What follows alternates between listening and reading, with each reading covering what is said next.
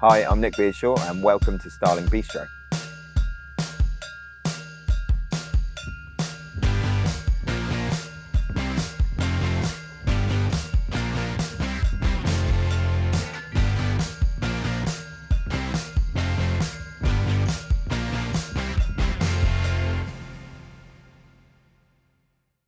So with my 14 years that I worked for Tom, what I really learned was how to run a kitchen. You know, I was a chef de partie, but my time with Tom was the whole package. So Great British Menu has been a massive part of my opening of this restaurant. It gave me a platform to do it. It also, in a funny way, was the reason that I went to the Hand and Flowers, because Tom had just been on Great British Menu. So it was almost like the cycle was completed by the time I did it. But it was something that I loved doing. I really loved the sort of creative side of it, the process. And then ultimately going on and winning it gives you that profile to, you know, we've opened this restaurant with 2 Great British Menu dishes on the menu. They are amazing PR, and it just really has given me that platform to do this. So the dish I'm going to do now for you is a moon-shaped pool, which is the hand-dyed Orkney scallop, representing the Radiohead album of the same name. That concept, yeah, it was born from my love of Radiohead, first of all. The winning Great British Menu fish course in 2023 was a moon-shaped pool. It had to be from my region, so Stanley Donwood is the artist who's done all of Radiohead's album covers. Sauce now for the moon-shaped pool. We've got a pan here with some coconut oil in it, and we're gonna add some garlic, some ginger, some lime leaves, some lemongrass, and some fennel. So while that's cooking, we're gonna open the lovely hand-dyed Orkney scallops, and then we're gonna make a mayonnaise using the roe.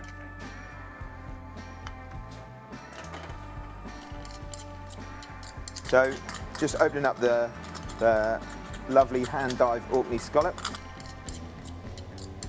So we're gonna separate out the roe, and then we're gonna make a mayonnaise using that roe. So now we're going to make the scallop roe mayonnaise. So we've got the lovely scallop roes in the blender. Now we're going to add some egg yolk. So we've got a little bit of smoked paprika and a couple of drops of smoke extract. So like any good mayonnaise, we've got a bit of white wine vinegar and some Dijon mustard. Season it nicely. So now we're going to take this and we're going to blend it and then emulsify in some oil like a mayonnaise. There we have a lovely, vibrant, bright scallop roe mayonnaise. Now that the vegetables are sweated down for the sauce, we're just going to add some spices. So some white pepper, some fennel seeds, and some coriander seeds.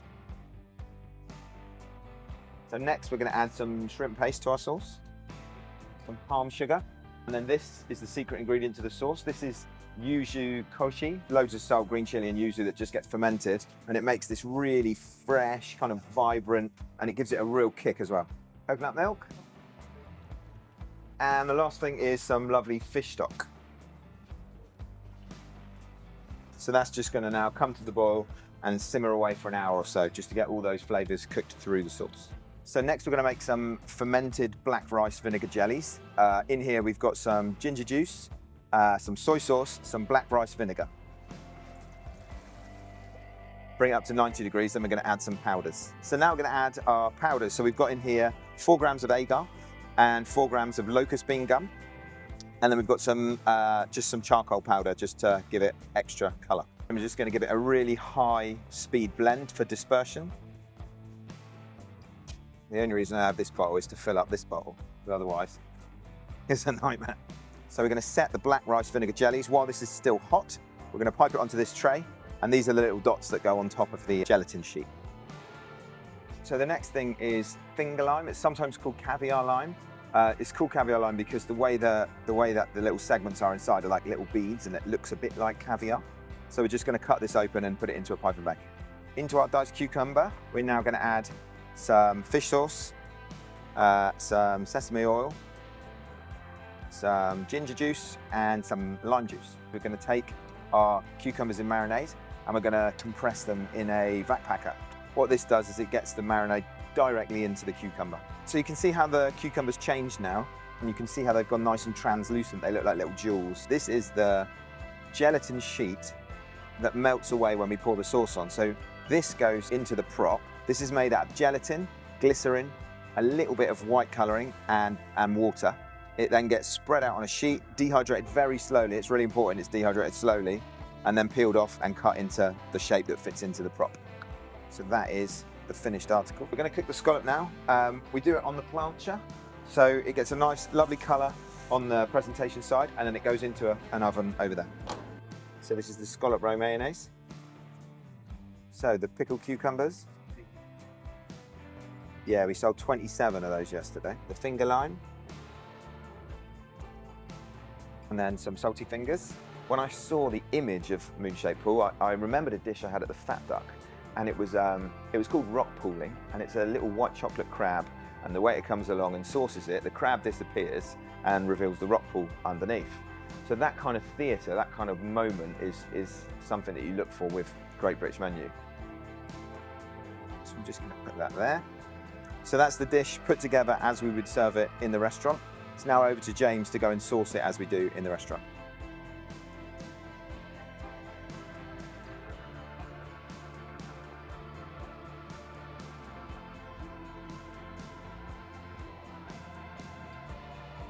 Hand-dyed scallop from Orkney, finished with a Thai green curry sauce. In the bottom we have pickled cucumber, salty fingers, scallop roe mayonnaise, and Exmoor caviar. So, to pair alongside Nick's moon-shaped pool, beautiful Clare Valley Riesling from Kinnicklenoon, the Morts Block 2023. Racing lime acidity, bright, fresh and aromatic. So there we have a moon-shaped pool. Good morning, I'm James Shaw, I'm the General Manager at Starling Bistro here in Esher.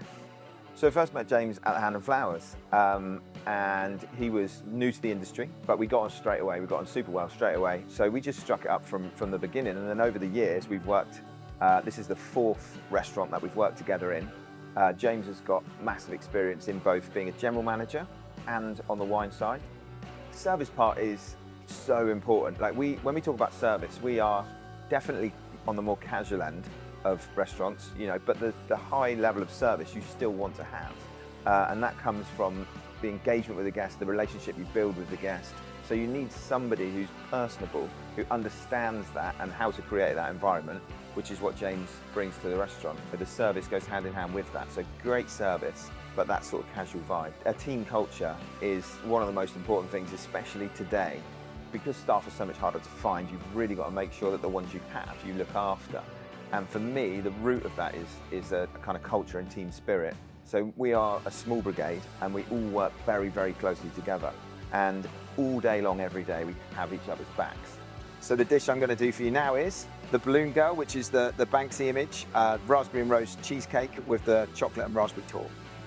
We sell about 100 a week. It's iconic. It's been on Beyonce's Instagram. It's still on Beyonce's Instagram. So it's one of those that it had to go on the menu. I'm just going to spray the top stencil of the actual girl, which gives it the effect of it being like a graffiti art.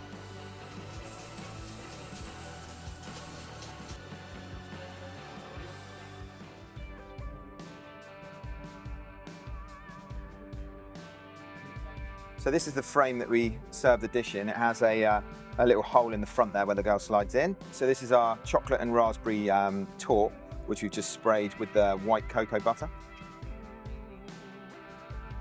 So this is Sam. Sam was actually the drummer in Love Actually all those years ago. Sam makes our little rice paper things for the bottom of the balloon girl here. So tell us what you're doing, Sam. So right now I've just painted some melted white chocolate onto the rice paper. And next we just sprinkle a bit of raspberry powder on top. And you finish with some popping candy, just a little sprinkle. Sam does all of these partially because, not only because we don't want to do them, but because he's the best at it. He's got mad skills. Even distribution, beautiful. I do about 30 a day for serving. So this is our glazed cheesecake. So it's a raspberry and rose cheesecake. It's a salted oats base, like classic cheesecake base really. In the middle is a raspberry and rose jelly. Then there's a cheesecake which is made out of mascarpone, orange zest, lemon zest, vanilla. And then we do a red mirror glaze all over it, which is again white chocolate, condensed milk, a bit of red food colouring. So this is some melted white chocolate. We use this to stick the rice paper onto the bottom. You have to use something fat-based rather than oil-based because water would make the rice paper warp. So that's why we use white chocolate. This is our rice paper that Sam made with the raspberry powder and the popping candy and the white chocolate. So the last thing we've got is just the bloom string, which is a blackcurrant pâte de fruits, so a fruit pastel really. We cut it really, really thin and roll it in sugar, and that just sits at the bottom of the balloon like that. The last thing we're going to do is we're going to blowtorch the heart just to give it that nice shine again. So here we have my version of Banksy's Balloon Girl, or Love in a Bin as he renamed it.